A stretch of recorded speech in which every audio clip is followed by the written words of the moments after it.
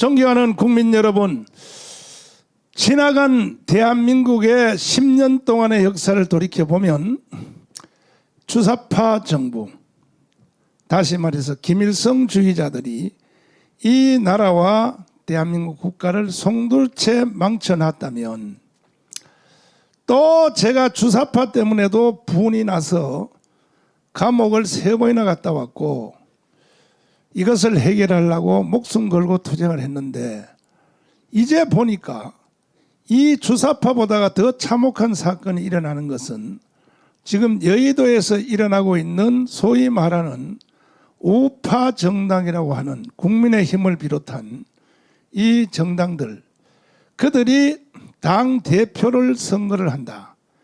그리고 또 차기에 대통령에 나오겠다고 하는 여러 명들의 말들을 워딩을 이렇게 보니까 거기서 단 한 사람도 이제 손상대 교수님이 말씀하신 그대로 그들 입에서 이승만과 박정희 얘기가 단 한 사람도 나오는 사람이 없어요.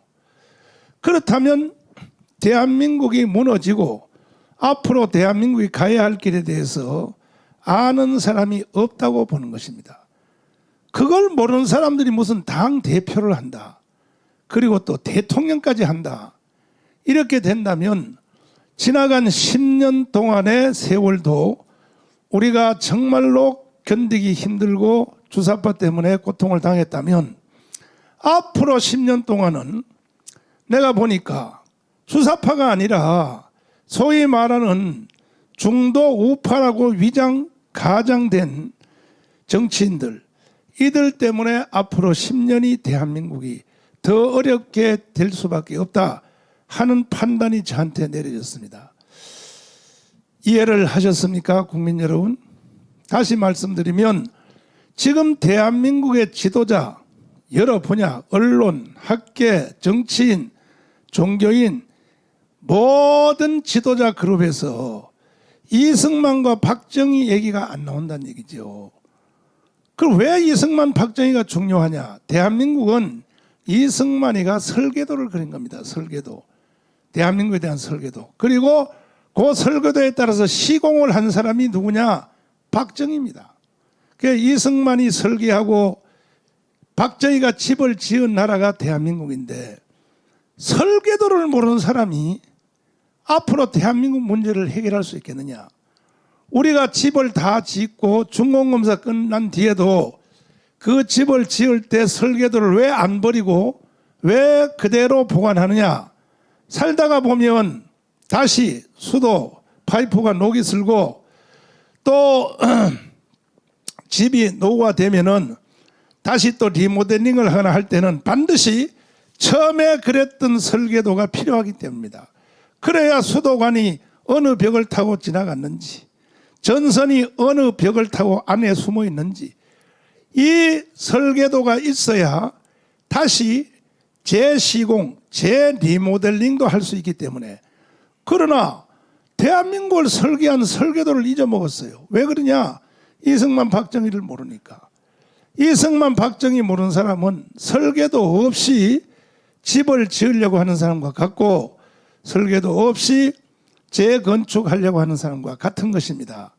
그래서 저는 지금 또 새로운 고통을, 감옥 3번 갔다 온 것도 힘들었는데 그때보다 더 큰 고통이 지금 나에게 밤마다 밀려오는 것은 뭔가?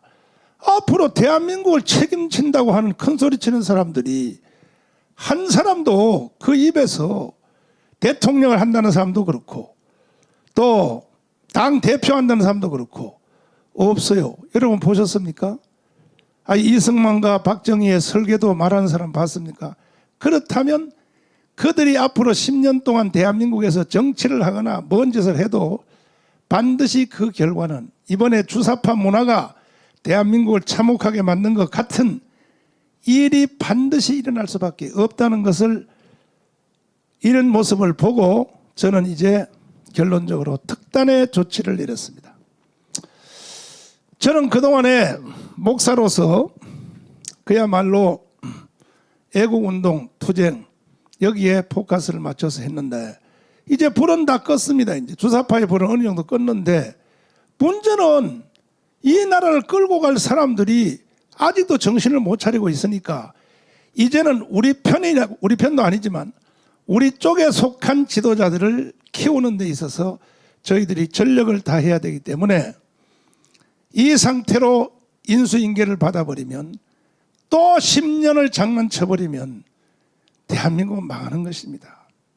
우리의 목표인 자유통일, 그건 꿈에 불과할 것입니다. 그래서 저들의 버장머리를 확실히 고치고 정신을 번쩍 들게 하고 모르는 것은 갇혀야 되기 때문에 안 되겠다. 그래서 특단의 조치를 제가 내리기로 결심을 했습니다. 이 사건은 이 구체적 내용은 다음 주에 구체적으로 발표하도록 하겠습니다.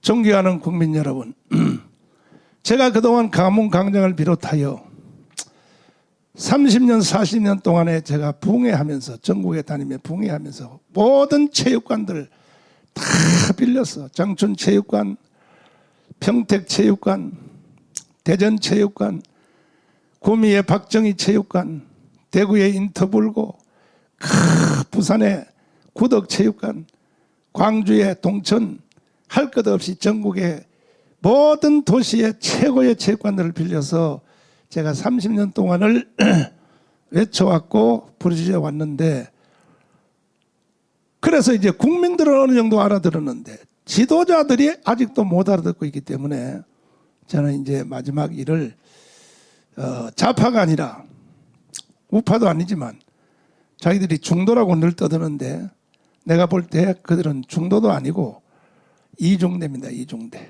문재인 이중대로 전락한 이 스스로 자유우파라고 하는 그들을 제가 정신을 바짝 차리게 하고 똑바로 가르치는 일에 전력을 다하려고 합니다.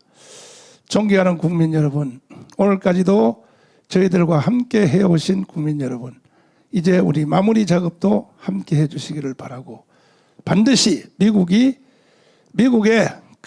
미래학자들이 말한 엘빈 토플러라든지